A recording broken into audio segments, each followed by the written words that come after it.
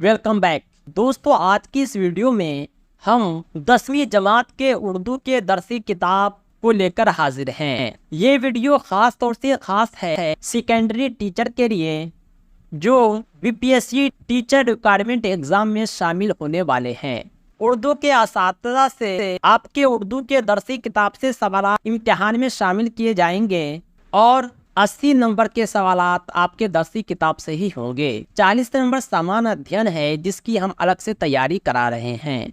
BPSC Urdu teacher का complete notes हमारे पास मौजूद है, आप ज़रूर राब्ता करें।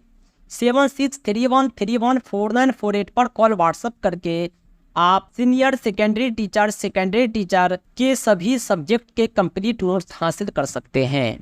उर्दू असातिज़ा के लिए उर्दू सब्जेक्ट के अलावा पेपर 1 के इंग्लिश हिंदी उर्दू और पेपर 2 के उर्दू और सामान्य अध्ययन के मुकम्मल नोट्स पीडीएफ और प्रिंटेड दस्तयाब हैं।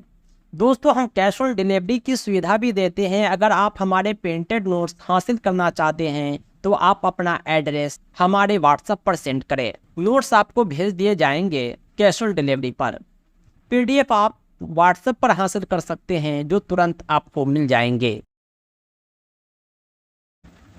अब हम बढ़ते हैं नेक्स्ट सिन्फ की ओर। यह है मुख्तसर अफसाना। उर्दू अदब में इसका भी ख़ास मुकाम है। ये जो मुख्तसर अफसाना होते हैं उर्दू नसर के तख्लीकी अदब में सबसे कम उम्र और नौखेज़ सिन्फ है। यानी इसकी शुरुआत काफ़ी पहले नहीं हुई बल्कि कुछ ही कबल हुई है, लेकिन इस सिर्फ ने अपनी कम उम्री और नौखेज़ी के बावजूद ऐसी फ़नी पुख्तगी और मकबूलियत हासिल कर ली है कि जिससे सरसरी तौर पर गुजर जाना किसी के लिए भी अब मुमकिन नहीं है। यानी बहुत कम वक्त में मुख्तसर अफसाना काफ़ी फेमस हुआ। मुख्तसर अफसाने को लोग काफ़ी पसंद करते हैं। कम वक्त में ज़्यादा जानकारी मिल जाती है और लोग पढ़ लेते हैं। इस सिर्फ में जो है मुल्क, कौम और समाज की तस्वीर नज़र आती है, वहीं हमारी ज़िंदगी में पेश आने वाली दुश्वारियाँ, गम, अलम, मसरत, शादमानी सब झलकियाँ दिखाई देती है। ये जो मुख्तसर अफसाना है उर्दू का, ये मगरबी अदब के ज़ेर असर वजूद में आया और बहुत कम अरसे में इसने उर्दू में एक अहम सिन्फ की हैसियत से अपनी शनाख्त कायम कर ली और आम लोगों के दरमियान उसे खूब मकबूलियत भी हासिल हुई। ये अफसाना होता क्या है, आइए हम जानते हैं। एक मुमताज़ मगरिबी अदीब का कहना है कि अफसाना जो है एक नसरी कहानी है जो एक ही नशिस्त में पढ़ी जा सके। यानी इसके पार्ट नहीं होते हैं, एक ही पार्ट में जो पूरी कहानी मुकम्मल हो जाती है। किसी ने यह भी कहा कि अफसाने में बुनियादी शय वहदत तसासुर है। बहरहाल अदब और फ़न के माहिरीन ने इसकी जो भी तारीफ बयान की है उन सब के दरमियान एक ख्याल मुश्तरक ये है कि अफसाना नसर में एक मुख्तसर बयानिया तख्लीकी सिन्फ है। ये जो अफसाना होता है ये एक नसर होता है जिसमें किसी का बयान किया जाता है, एक तख्लीकी सिन्फ होता है। यानी आम जिंदगी से तो मेल खाता है लेकिन रियल घटना नहीं होती। इसके जो कैरेक्टर होते हैं अफसाना के, ये सब तख्लीकी होते हैं, डुप्लिकेट होते हैं, लेकिन आम जिंदगी की कहानियाँ ही दोहराई जाती हैं। अफसाना का खुल्ला मिसाल मैं आपको देता हूँ फिल्म इंडस्ट्री की जो कहानी है वो सब अफसाना ही। अफसाने में किसी एक किरदार या किरदारों की एक मखसूस गिरोह के नकूश या जहनी कशमकश को नुमाया किया जाता है। अफसाने में वाक़यात की तफसील, किरदारों की गुफ्तगू, मुख्तसर व माहौल की पेशकश बहुत ही मुतवाज़िन होती है। उर्दू में जो मुख्तसर अफसाने का आगाज़ होता है 20वीं सदी के इब्तदा में हुआ। इस सिर्फ ने तकरीबन 100 साल सफ़र में कई नशेब व फराज देखे। उर्दू का जो पहला मुख्तसर अफसाना माना जाता है नसीर और खदीजा को तस्लीम किया जाता है, जो 1903 में शाये हुआ। इसके मुसन्निफ थे राशिदुल खैरी। इसके बाद प्रेमचंद और सज्जाद हैदर यलदरब के अफसाने सामने आए। कहने का मतलब यह है कि उर्दू का पहला मुख्तसर अफसाना कौन है, उसका नाम है नसीर और खदीजा, और इसके लिखने वाले मुसन्निफ हैं राशिदुल खैरी। 1936 में तरक्की पसंद तहरीक का आगाज़ होता है। इससे चंद साल कबल अंगारे के नाम से एक मजमुआ शाये हो चुका था, जिसने मौजू और फ़न दोनों एतबार से उर्दू के मुख्तसर अफसाने की तारीख़ में नए तजर्बों की बुनियाद डाली, और ये मजमुआ आज भी एक संगे मिल की हैसियत रखता है। 1960 की दहाई में जदीद अफसाना निगारों की एक नई नस्ल उभरकर सामने आई, जिसने हकीकत निगारी से इनहराफ किया और अफसाने में अलामत इश्तारा तस्मील तजरीद की आमेजश करके उर्दू के अफसाने का उफ़क़ मज़ीद वसी। इस दौर के जो अफसाना निगार थे उनमें इंतज़ार हुसैन, सुरेंद्र प्रकाश, अनवर सज्जाद, बलराज कोमल, ये सब आते हैं। उर्दू अफसाने की तारीख में मुंशी प्रेमचंद, सज्जाद हैदर यल्दरम, सादत हसन मिंटू, राजेंद्र सिंह बेदी, इस्मत चुगताई, ये सब नाम आता है। इन्होंने जो खिदमत दी है वो नाकाबिले। आपकी दरसे किताब में जो मुख्तसर अफसाना है उसके मुसन्निफ है सुहैल अज़ीमाबादी। इसकी सिनफ को हम पढ़ेंगे उससे पहले इसके बारे में कुछ जानकारी हम लोग हासिल करते हैं। ये जो सुहैल अज़ीमाबादी थे, इसका असल नाम था सैयद मुजीबुर रहमान। अज़ीमाबादी टाइटल से तखल्लुस से ही पता चलता है कि इनकी पैदाइश जो होती है अज़ीमाबाद में होती है। अज़ीमाबाद जो था वो पटना का पुराना नाम था, यानी 1911 में अज़ीमाबाद में इसकी पैदाइश होती है। ये एक ज़मींदार घराने से थे। 1 साल की उम्र में वालदा का इंतकाल हो गया और परवरिश नानियाल में हुई। एक मुअल्लिम की सरपरस्ती में वहीं इब्तदाई तालीम व तरबियत हासिल हुई। वैसे इनका आबाई वतन शाहपुर भदौल है, जो पटना ज़िला में ही वाक़ है। इन्हें आला तालीम हासिल करने का भले मौका नहीं मिला, लेकिन मुजफ्फरपुर, हैदराबाद, कलकत्ता जैसे शहर में इन्होंने तालीम हासिल की और शायरी की दुनिया में। शायरी के बाद ये आगे चलकर अफसाना निगारी करते हैं। उसके बाद शायरी की तरफ मुड़। सुहैल अज़ीमाबादी ने ऑल इंडिया रेडियो की मुलाजमत भी इख्तियार की है। इस मुलाजमत के सिलसिले में दिल्ली में रहे, फिर उनका तबादला श्रीनगर कश्मीर में हुआ। उसके बाद वो वापस पटना चले आए और मुलाजमत से इस्तीफ़ा दे दिया।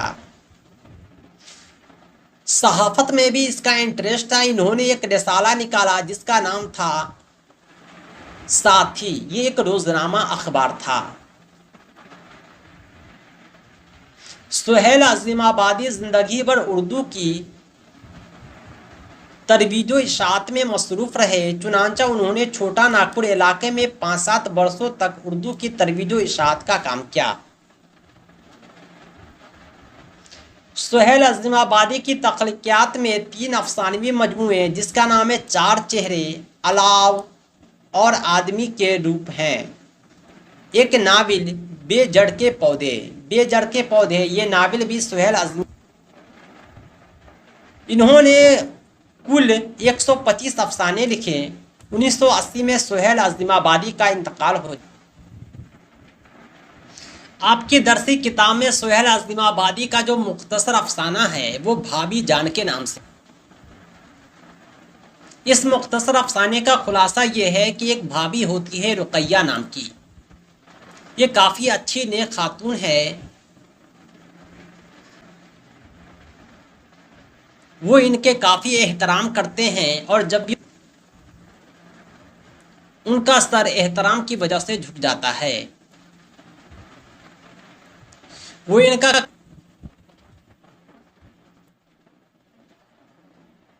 चाहे नाश्ता देना, बच्चों को वक्त पर स्कूल भेजना, सारे काम वक्त पर क्या करती है। इसमें जो है सुहैल अज़ीमाबादी रुकैया भाभी के रूप में औरत के पढ़ा, जो मेहरो वफा और इशारों कुर्बानी की एक खूबसूरत मिसाल है।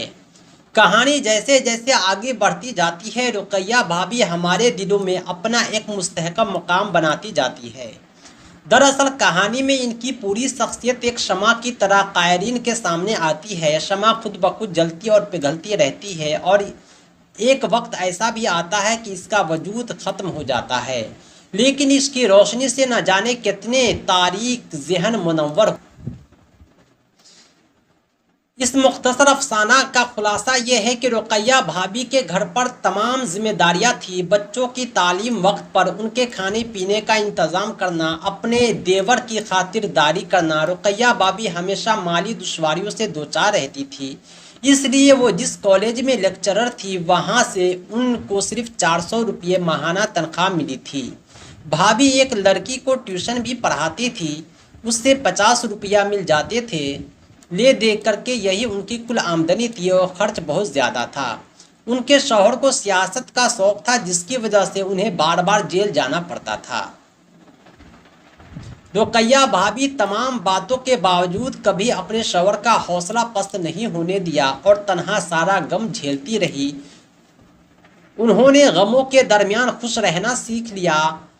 वो एक इंतहाई हमदर्द और मुखलिस औरत थी। गरीबों और बेसहारा लोगों की मदद करना उनका महबूब मशगला था।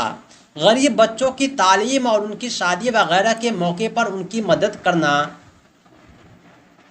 काफ़ी पसंद करती थी। दूसरी तरफ उनके शौहर को सियासी सरगर्मियों में पेश रहने की वजह से ज़्यादातर जेल में ही रहना पड़ता था। अगर कुछ दिन के लिए रिहाई होती तो फिर दूसरे मुकदमे में जल्द ही उन्हें सज़ा हो जाती थी। लेकिन इन तमाम बातों के बावजूद रुकैया भाभी ने कभी खुद को मजबूर और बेसहारा महसूस नहीं किया। नामसाद हालत के बावजूद हमेशा दूसरों की हौसला बढ़ाती रही और सहारा देती रही। सुहेल अज़ीमाबादी की जो ये कहानी है,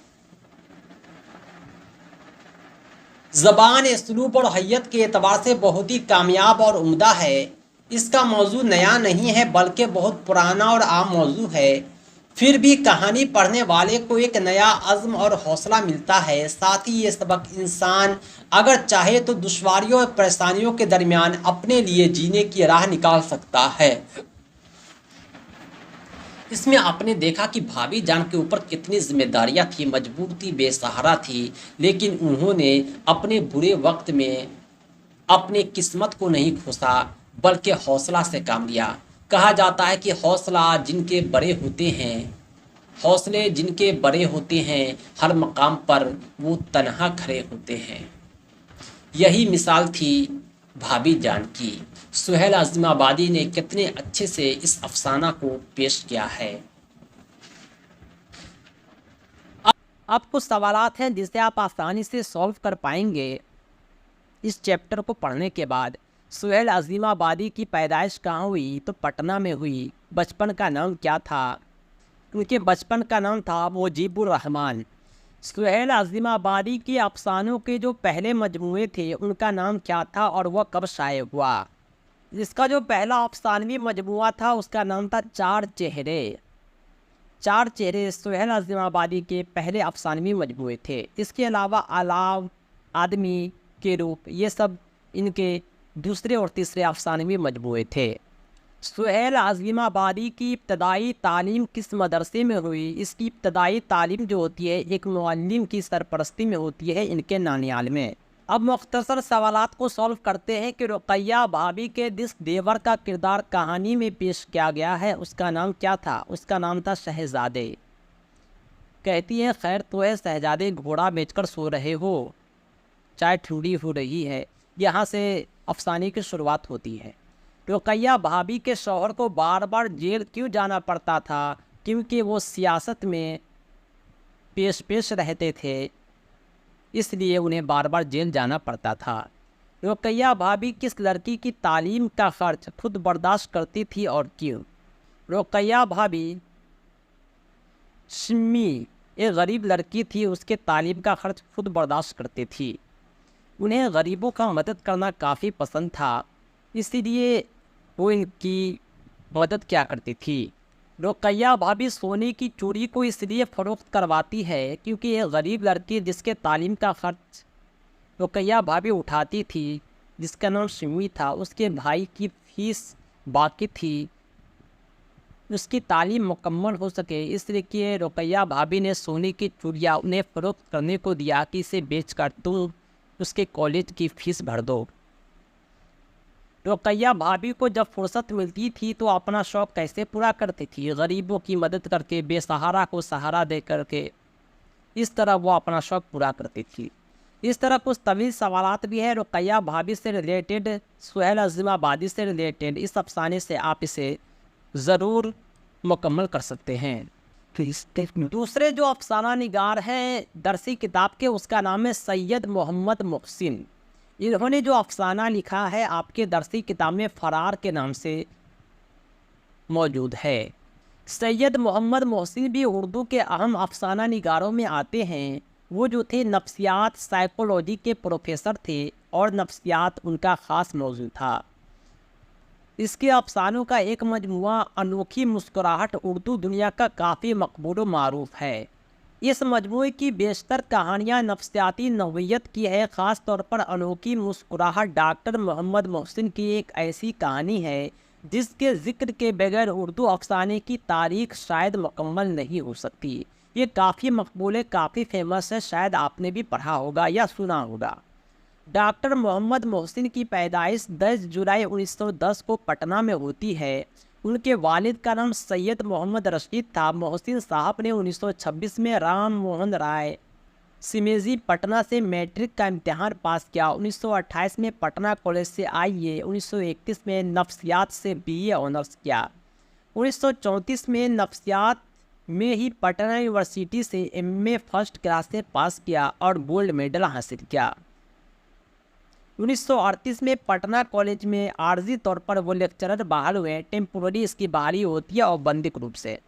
پھر 1948 میں پٹنہ یونیورسٹی میں شعبۃ نفسیات میں مستقل طور پر لیکچرر بحال ہوتے ہیں۔ 1953 میں وہ شعبہ نفسیات میں صدر شعبہ نفسیات مقرر ہوئے۔ 1974 میں اپنی ملازمت سے شبودوش ہوئے۔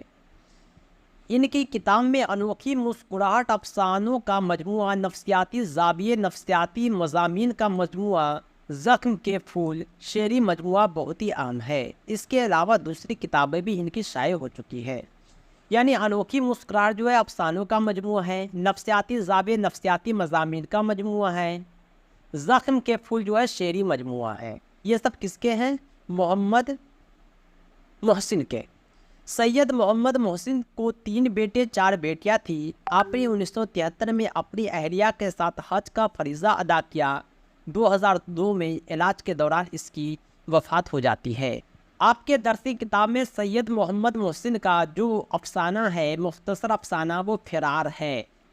اس افسانے میں ایک نوجوان مرد جس کا نام محمود ہے کا کردار سامنے آتا ہے، جو حصول تعلیم کے لیے سرگردہ رہتا ہے اور عام نوجوان کے برخلاف ہاسٹل میں ایک ایسی مثالی زندگی گزارنا چاہتا ہے جو ایک اچھے طالب علم کی پہچان ہوتی ہے، لیکن ساتھیوں کے اکسانے پر وہ تفریح کی طرف مائل ہو جاتا ہے، لیکن وہ ایک نفسیاتی الجھن کا بہرحال شکار رہتا ہے۔ بچپن میں اپنے گھر کی ماں کی سخت مزاجی، شدید پسندی اور باپ پر بیجا حکمرانی کا منظر نامہ اسے لاشعوری طور پر عورت سے متوس اور متنفر کر دیتا ہے۔ اس نفسیاتی کیفیت میں حصول تعلیم کے بعد اور اچھی ملازمت میں داخل ہونے کے بعد جب وہ شادی کی پہلی رات سسرال میں زنان خانے کے اندر داخل ہوتا ہے تو اسے اپنے گھر کا وہ گھٹن بھرا ماحول نظر آنے لگتا ہے جہاں عورت غلط انداز میں مرد کو دباتی ہے اور اسے ذلیل کرتی ہے۔ اس نفسیاتی نقطے سے اسے ازواجی فرائض سے خوفزدہ کر دیا اور اس کی شخصیت کو نامکمل بنا دیا۔ یعنی اس کی جو ماں تھی وہ اس کے والد کو بیجا تکلیف دیتی تھی، اس پر حکم چلاتی تھی، اسے ذلیل کرتی تھی۔ یہ سب دیکھ کر کے وہ کافی پریشان تھا اور نفسیاتی طور پر عورت سے نفرت کرنے لگا، اور یہی وجہ ہے کہ شادی کی پہلی رات جب اپنے اہلیہ کے سامنے ہوتا ہے تو اپنے گھر کا گھٹن بھرا ماحول ان کے سامنے آ جاتا ہے، جس طرح سے ان کی ماں اس کے والد کو ٹریٹ کرتی تھی، جو بالکل ہی غلط تھا۔ اور اسے یاد کر کر کے ازواجی زندگی کو وہ عجیب نگاہ سے دیکھتا ہے، وہ خوف زدہ ہے، فرائض کو بھی انجام نہیں دے رہا ہے، اس لیے اس کی شخصیت نامکمل رہ جاتی ہے۔ اس چیپٹر سے کچھ مختصر ترین سوالات ہیں۔ ڈاکٹر محمد محسن کی پیدائش کس شہر میں ہوئی تھی؟ ان کی پیدائش پٹنہ شہر میں ہوئی تھی، بہار کے پٹنہ میں۔ تاریخ پیدائش بتلائیے۔ ڈاکٹر محمد محسن کی تاریخ پیدائش ہے 10 جولائی 1910۔ زیر نصاب افسانہ میں ڈاکٹر محمد محسن کا کون سا افسانہ ہے؟ یہ ہے فرار۔ ڈاکٹر محمد محسن کے والد کا نام کیا ہے؟ ڈاکٹر محمد محسن کے والد کا نام تھا سید محمد رشید۔ ڈاکٹر محمد محسن کس موضوع پر مہارت رکھتے تھے؟ یہ نفسیات سائیکلوجی کے موضوع پر مہارت رکھتے تھے اور یہ نفسیات کے ہی پروفیسر تھے۔ 1974 میں ریٹائر کرتے ہیں، سبکدوش ہوتے ہیں۔ کچھ مختصر سوالات ہیں، اسے بھی آپ آسانی سے سالو کر سکتے ہیں۔ ڈاکٹر محمد محسن کی تدریسی سرگرمیوں پر 5 جملہ لکھیے۔ ڈاکٹر محمد محسن جو پڑھانے کی شروعات کی، سب سے پہلے وہ لیکچرر بنتے ہیں، کانٹریکٹ بیسس پر ان کی بحالی ہوتی ہے۔ اس کے بعد یہ پرماننٹ لیکچرر بنتے ہیں، ملازمت کرتے ہیں، ایک لانگ ٹائم کے بعد سبکدوش ہوتے ہیں۔ اس بیچ میں وہ جو ہے صدر بھی بنتے ہیں نفسیات کے۔ یہ ان کی تدریسی سرگرمیاں تھی، اس پر آپ کو پاس سینٹنس لکھ دینا ہے۔ ڈاکٹر محمد محسن کی تصنیفات کا ذکر کیجیے۔ ڈاکٹر محمد محسن کی تصنیفات جو کافی فیمس ہے وہ ہے انوکھی مسکراہٹ۔ یہ افسانوں کا مجموعہ ہے۔ اس کے علاوہ انہوں نے نفسیاتی مضامین کا بھی مجموعہ لکھا ہے جو نفسیاتی زاویے کے نام سے مشہور ہے۔ کچھ شعری مجموعہ بھی ہے ان کا، وہ زخم کے پھول کے نام سے مشہور ہے۔ یہ سب جو ہے ان کی خاص و خاص تصنیف ہے۔ افسانہ فرار کا مرکزی خیال کیا ہے؟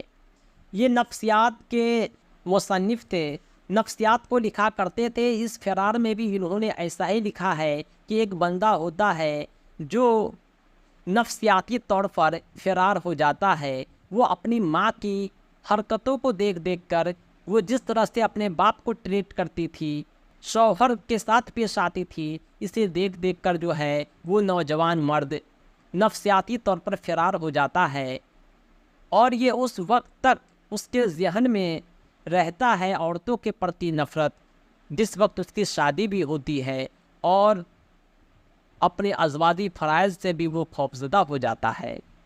اس کے دماغ میں ان کی ماں ہی رہتی ہے جو ان کے والد کو ساتھ غلط طریقے سے پیش آتی تھی، اس پر حکم چلاتی تھی، اس کو ذلیل کیا کرتی تھی۔ یہی ان کا مرکزی خیال ہے۔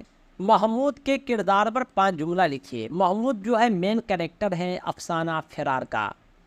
اس کا کردار جو تھا وہ یہ ہے کہ نوجوانی میں اپنی والدہ اور والد کے جھگڑے کو دیکھتا ہے، اس کی نفسیاتی حرکت کو دیکھتا ہے، اسے جو غلط طریقے سے پیش آتی ہے اپنے شوہر کے ساتھ اسے دیکھتا ہے۔ اس کے بعد محمود نفسیاتی طور پر پریشان رہتا ہے، نفسیاتی پریشانیوں کا شکار ہو جاتا ہے، اور اپنی ازواجی زندگی میں بھی وہ عورتوں کو کچھ اس قدر سمجھتا ہے جیسے اس کی ماں تھی۔ اگلا جو ہم افسانہ پڑھیں گے وہ قمر جہاں کا پڑھیں گے۔ قمر جہاں کا تعلق جو ہے بہار کے سمستی پور سے ہے۔ 1951-52 میں اس کی پیدائش ہوتی ہے۔ ان کے والد کا نام سید عطاء الحق تھا۔ خاندان کے افراد علم و ادب سے دلچسپی رکھتے تھے، چنانچہ روایتی تعلیم حاصل کرنے کے بعد قمر جہاں پٹنہ آ گئی اور پٹنہ یونیورسٹی سے اردو میں انہوں نے ایم اے کیا، پی ایچ ڈی کیا، تعلیم مکمل کی۔ انہوں نے 1966 سے ہی افسانہ لکھنا شروع کر دیا، 16 برس کی عمر سے، اور ان کا پہلا افسانہ جنون وفا جو پٹنہ کا ماہانہ اخبار تھا صبح 9، اس میں شائع ہوتا ہے 1966 میں ہے۔ بھاگلپور کے ایک کالج سندروتی مہیلا کالج میں انہوں نے تدریسی کیریئر کا آغاز کیا اور ترقی کر کر کے بھاگلپور کے یونیورسٹی صدر صوبہ اردو تک کا عہدہ سنبھالا۔ افسانہ نگاری کے علاوہ انہوں نے بہت سارے تنقیدی مضامین بھی لکھے ہیں، ان کے مجموعے بھی ان کے شائع ہو چکے ہیں۔ قمر جہاں کے جو تصانیف ہیں ان میں 3 افسانوی مجموعے ہیں جن کا نام چارہ گر، اجنبی چہرے شائع ہو چکے ہیں، اور ایک افسانوی مجموعہ ہے یاد نگر، یہ زیر اشاعت ہے، یعنی ابھی تک یہ شائع نہیں ہوا ہے۔ اختر جو ہے شیرانی کی جنسی و رومانی شاعری، معیار کلام عبداللہ حافظ مشکوری اور حرف آگہی آپ کی تنقیدی تصانیف ہے۔ قلمی سفر ان کا ابھی بھی جاری ہے، یعنی ابھی بھی یہ لکھا کرتی ہے۔ آپ کے درس کتاب میں جو ان کا افسانہ ہے وہ کٹی ہوئی ساکھ ہے۔ اس کٹی ہوئی ساکھ کا خلاصہ یہ ہے کہ آج کے جدید سائنسی اور مادی ماحول میں معاشرے میں جو مسائل پیدا ہو رہے ہیں ان مسائل کو ہی قمر جہاں نے اپنے افسانوں کا مجموعہ بنایا ہے۔ چنانچہ زیر نصاب افسانہ کی کٹی ہوئی شاخ اس پس منظر سے متعلق ہے جن میں ایک شخص روپیہ کمانے کے لیے خلیجی ممالک یعنی ودیش جاتا ہے۔ روپیہ تو خوب کماتا ہے لیکن اپنے معاشرے اور تہذیب سے کٹ کر جس ذہنی کرب اور اذیت کا شکار ہوتا ہے اس کیفیت کی ترجمانی اس افسانے میں بدرجہ اہم موجود ہے۔ یعنی روپیہ پیسہ کمانے کے لیے لوگ دور دیش چلے جاتے ہیں، خوب پیسہ کماتے ہیں، لیکن اپنے گھر سے، پریوار سے، سماج سے، سب سے وہ کٹ جاتے ہیں، ایک کٹی ہوئی شاخ کی طرح۔ موجودہ عہد کی سائنسی ترقیوں اور ان کی ایجادات نے انسانی تہذیب کو تو متاثر کیا ہی ہے، ساتھ ہی اخلاقی پہلو کو مجروح بھی کیا ہے۔ اس موضوع پر ارتقاء کر کے افسانے کا مرکزی خیال پیش کیا ہے جس میں مادیت کا غلبہ ہو گیا ہے۔ اس پس منظر میں زیر نصاب افسانہ میں افسانہ نگار قمر جہاں نے ایک ایسے کردار کو پیش کیا ہے جو روپیہ کمانے کے لیے خلیجی ممالک جاتا ہے، روپیہ بھی خوب کماتا ہے لیکن وہ معاشرے اور تہذیب سے کٹ کر ذہنی کرب و اذیت کا شکار ہو جاتا ہے۔ اب قمر جہاں سے متعلق کچھ مختصر ترین سوالات ہیں جنہیں ہم دیکھتے ہیں۔ قمر جہاں کی پیدائش کب ہوتی ہے؟ 1951-52 میں ہوتی ہے۔ اگلا سوال ہے قمر جہاں کے والد کا نام کیا تھا؟ سید عطاء الحق۔ قمر جہاں کا پیدائشی تعلق صوبہ بہار کے کس ضلع سے ہے؟ سمستی پور سے ہے۔ قمر جہاں کا کون سا افسانہ آپ کے نصاب میں شامل ہے؟ اس کا نام ہے کٹی ہوئی شاخ۔ قمر جہاں کس یونیورسٹی میں استاد ہے؟ بھاگلپور یونیورسٹی میں۔ مختصر سوالات ہیں۔ قمر جہاں کی حالت زندگی پر 5 جملہ لکھیے۔ 5 جملہ آپ کو لکھنا ہے۔ قمر جہاں کی پیدائش کب ہوئی؟ 1951-52 میں ہوئی۔ کہاں ہوئی؟ بہار کے ضلع سمستی پور میں مردم خیز گاؤں میں۔ قمر جہاں کے والد کا نام کیا تھا؟ سید عطاء الحق تھا۔ ان کی ابتدائی تعلیم کہاں ہوئی؟ انہوں نے اعلیٰ تعلیم کہاں حاصل کی؟ تدریس کی شروعات کہاں سے کی؟ کس مقام پر فائز تھی؟ اور ان کی کون کون سی تصنیف ہے؟ یہ سب آپ لکھ سکتے ہیں۔ قمر جہاں کی تصانیف کی فہرست موضوع کے مطابق لکھیے۔ اوپر ہم نے جانا بھی تھا قمر جہاں کی تصنیف کون کون سی ہے، آئیے ایک بار پھر دیکھتے ہیں۔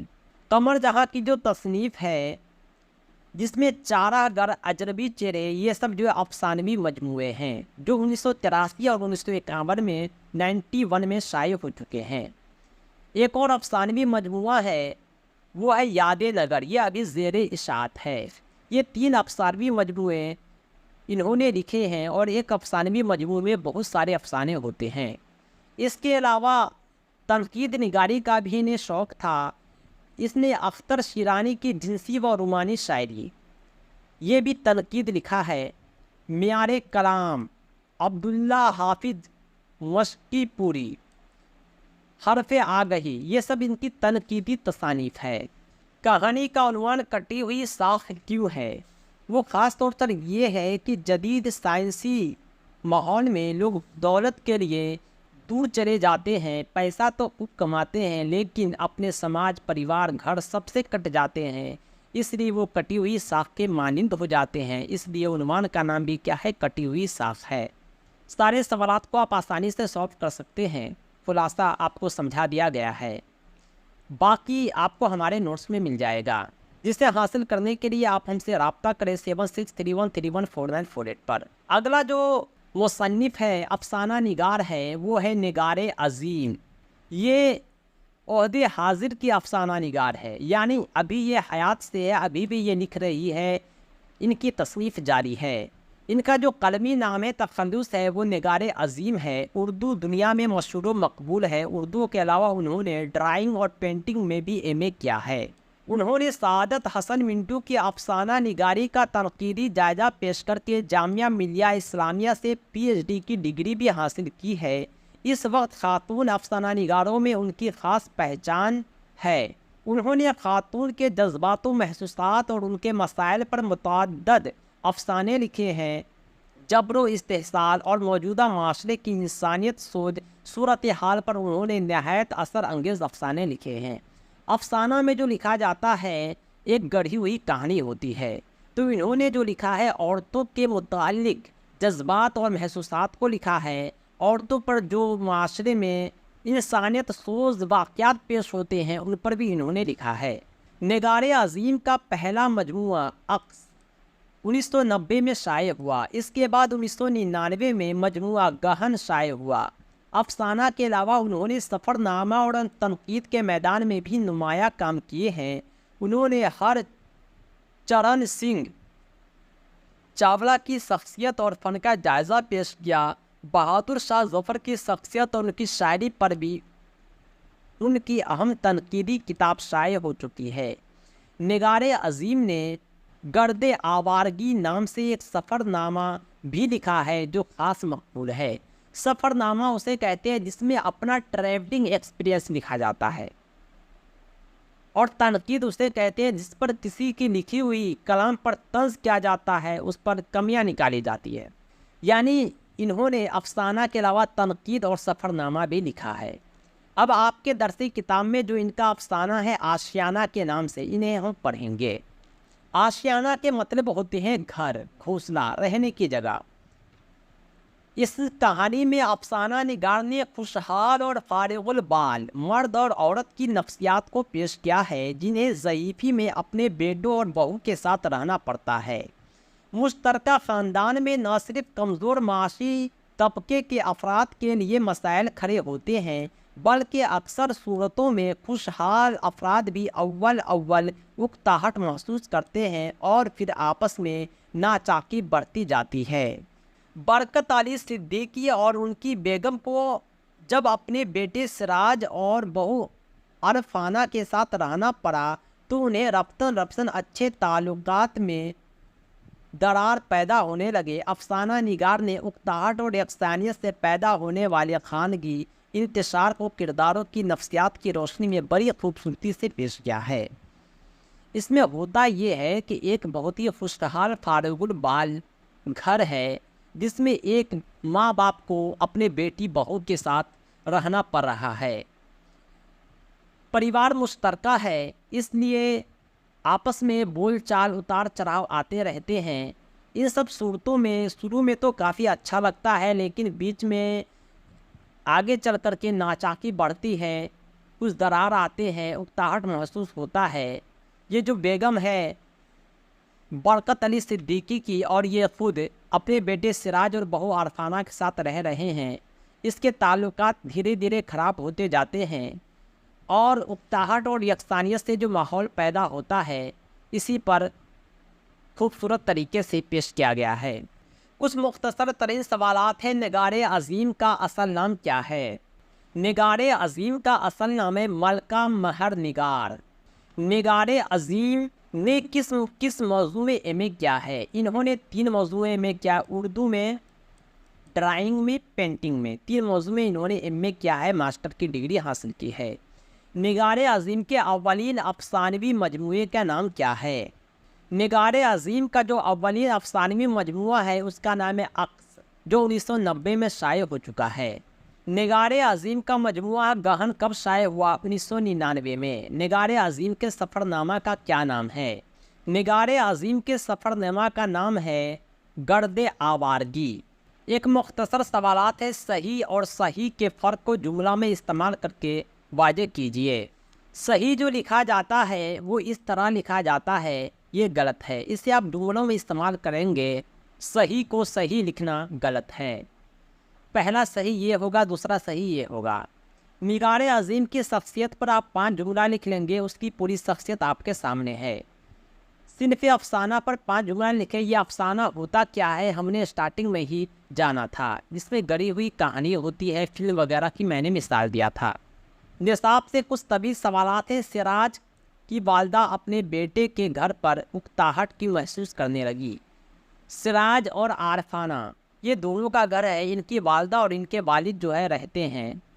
उकताहट इसलिए महसूस करती है कि उनके ख्यालात में जो है तफरीक आता है, उन्हें बोलने का मौका नहीं मिलता, घर में एक अजनबी की तरह उन्हें रहना पड़ता है। इसके मरकज़ी किरदार क्या हैं आशियाना के? आशियाना एक घर होता है, मरकज़ी किरदार ये है कि असल में उन्हीं का घर होता है जो उस घर के मालिक होते हैं, बाकी बड़े अफराद की भी कोई हैसियत नहीं होती। दोस्तों, आपके दरसी किताब में जो अफसाना थे हमने उसे कंप्लीट कर लिया है। अगले दिन हम मजबूर के बारे में पढ़ेंगे, इसी तरह हम मुकम्मल सिर्फ को पूरा करेंगे। इस बीच अगर आप मुकम्मल नोट चाहते हैं तो हमसे रब्ता करें 7631314948 पर। दरसी किताब से मुताल्लिक़ कंप्लीट नोट्स और उर्दू कवायद के नोट्स भी हम आपको देंगे, जिसमें मारूदी सवालात के मजमुआ भी रहेंगे और मुख्तसर सवालात भी होंगे, जो आपके इम्तिहान के लिए काफ़ी हद तक मुतमईन करने वाला नोट्स होगा। दोस्तों, हमारी तैयारी मुकम्मल होती है और हम बेहतरीन तैयारी कराते हैं। हमारे सवालात इम्तिहान में दोहराए जाते हैं, इसलिए आप देर ना करें, बहुत जल्द रब्ता करें।